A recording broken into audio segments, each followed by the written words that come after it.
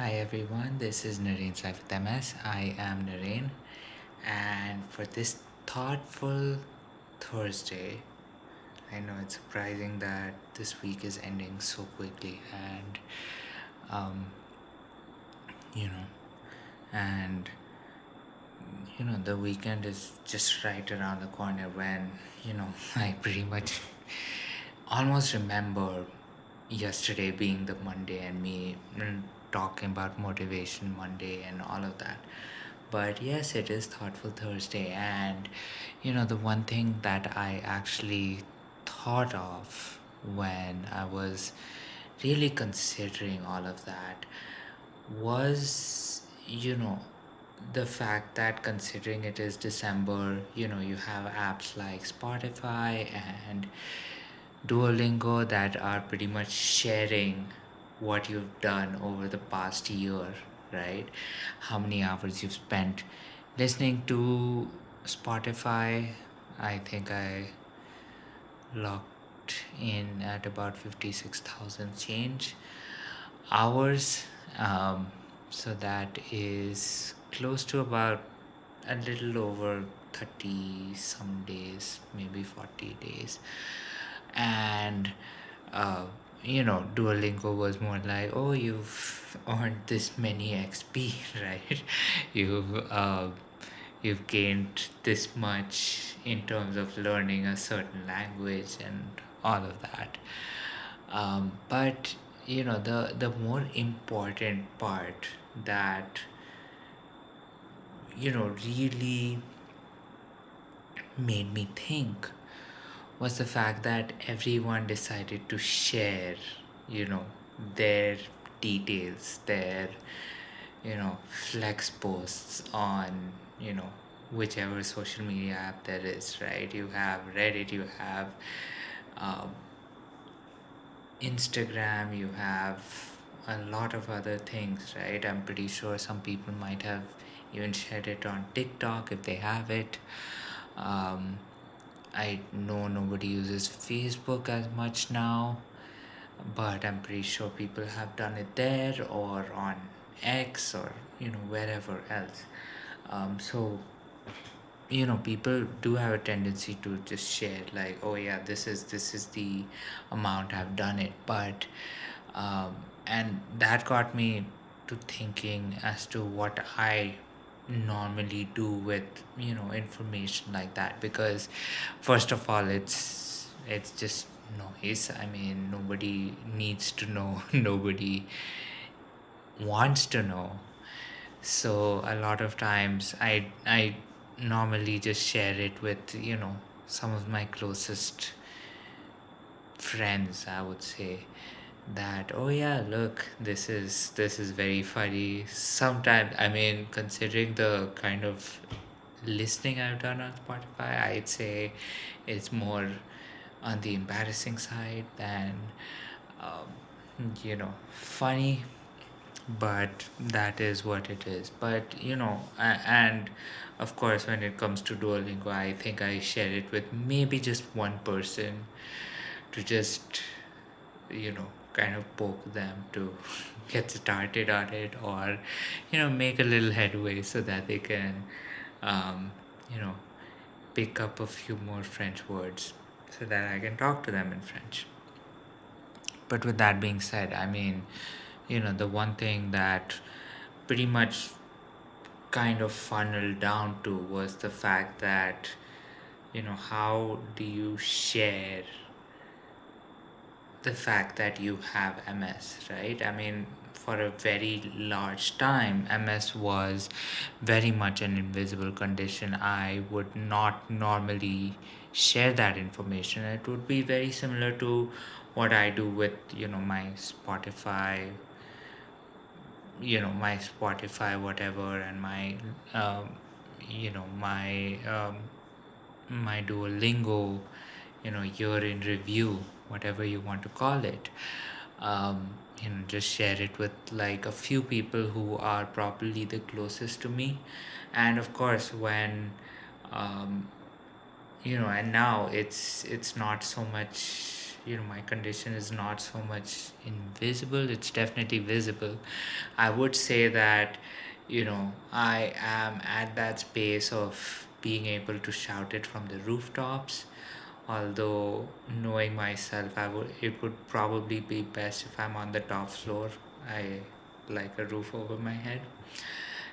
But when it was invisible, I mean, I remember what I liked doing, spending time outdoors, getting a little bit of the sun, walking. I mean, yeah, I miss walking quite a bit, which I try to do, but it feels a little embarrassing to walk because it's I can lose my balance at any given time. But yeah, I do remember. I mean, there are so many episodes of walking. Like, I remember when I was in college and I got to my second year, and me and my one of my best friends and I, we decided to share a room in an apartment which was right next to the college. And I remember my first day or my first week, and so we had not bought anything for the house yet. And I just remember I clogged the toilet, right? And so to remedy that, I told my friend to spend more time with his girlfriend outside. I mean, college hadn't started. They could definitely you know use all of this free time to spend some time together before college started and people would get into classes and worry about homework and organizations and all of that.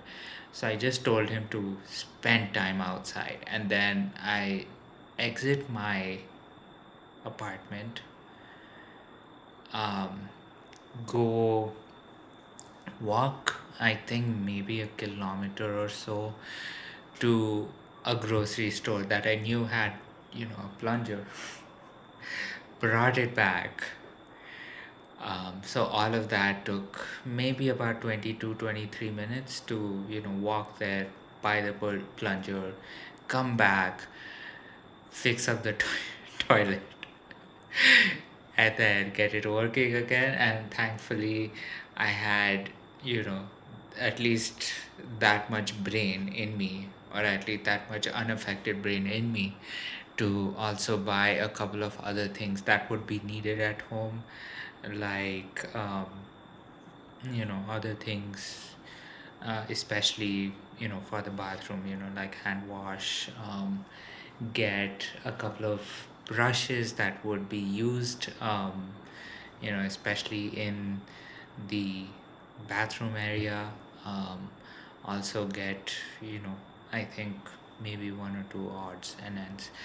But that story definitely. I mean, it's one of those things where at that point in time, I when I'm sharing that, I mean, at that point in time, I would definitely share that story with a very select few people, because apart from being embarrassing, it was something that you know pre- practically everyone can do, right? Walk, fix stuff. And now, because it's not all that possible to pretty much do that with the ease that I did you know all those years back then, and this we're talking a little over 14 years. um you know I realized that these are the stories that I can kind of shout from the rooftop, or um you know the highest floor, because you know it definitely goes to show what I used to be, and what kind of information I want to share, as opposed to what the reality is right now, because it's very visible, right? And that was definitely something that I had to also contend with when I had my little tumble, just about a week back. um, and so I was walking into work and I was behind two people, and these two people were, you definitely know when two people start talking whether they're going to become friends and stuff. And I definitely thought that there was a friendship blossoming right there, and here I am behind them, getting in, and I just stumble. They hear me fall away. I'm no lightweight, so I definitely don't, sound like chimes going down. I sound more like, you know, if a very heavy bell just like fell off from the ceiling down to the ground. So it definitely sounded like that. A lot of clangs and clunks, and so they had to actually come back and pretty much help me up. And I was just thinking if that actually became also a piece of them becoming friends, that they ended up helping out a complete stranger who had just decided that he wanted to hug the ground back then. So with all of that being said, I mean, especially when you talk about your life, what kind of information do you share?